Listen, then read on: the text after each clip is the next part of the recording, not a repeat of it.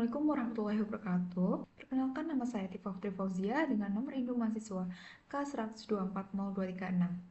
Pada kesempatan kali ini saya akan menyampaikan progres proyek Warga Negara 3 pada mata kuliah Pancasila. Nah, proyek ini mengangkat isu peredaran kosmetik ilegal sebagai bentuk kegagalan regulasi dan lemahnya etika bisnis farmasi yang berdampak langsung kepada kesehatan masyarakat. Nah, proyek ini relevan dengan bidang studi saya farmasi serta nilai-nilai Pancasila. Baik, untuk langkah pertama yang saya lakukan yaitu mengidentifikasi masalah dan menentukan topik. Saya mengidentifikasi masalah itu awalnya yang ada di lingkungan sekitar, terkait maraknya penjualan kosmetik tanpa izin edar BPOM di e-commerce, serta rendahnya literasi masyarakat.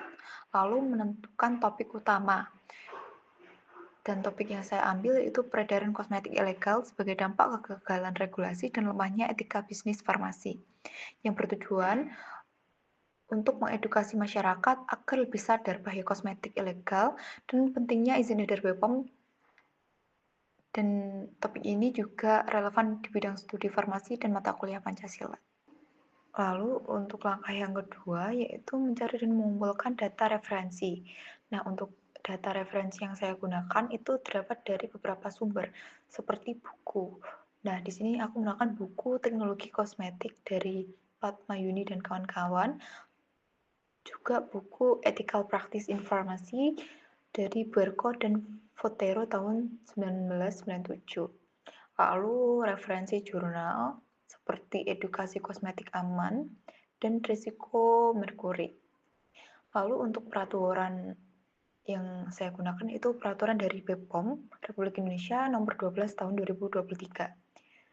Dan untuk media cetak yang saya gunakan yaitu media harian Kompas dan laporan resmi BPOM.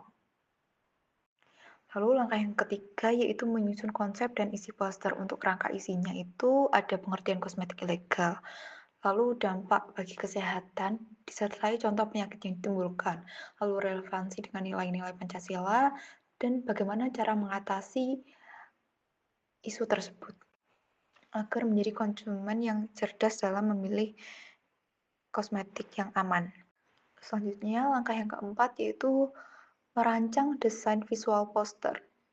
Nah, dalam perancangan ini, saya menggunakan judul Kulit Bukan Laboratorium Percobaan dengan subjudulnya Waspada Bahan Kimia Berbahaya dan Etika Bisnis di Balik Kosmetik Ilegal. Dan menggunakan beberapa elemen kimia seperti tabung Erlenmeyer dan ilustrasi penyakit yang ditimbulkan, lalu ada simbol BPOM dan logo UMS sebagai identitas serta tata letaknya. Lalu untuk membuat poster ini saya menggunakan aplikasi Canva. Lalu untuk langkah yang kelima yaitu finalisasi produk poster dengan mengucap ulang poster dan memastikan kesesuaian informasi, kejelasan edukatif, dan keterkaitan dengan nilai-nilai Pancasila. Nah, berikut adalah proses dalam pembuatan poster.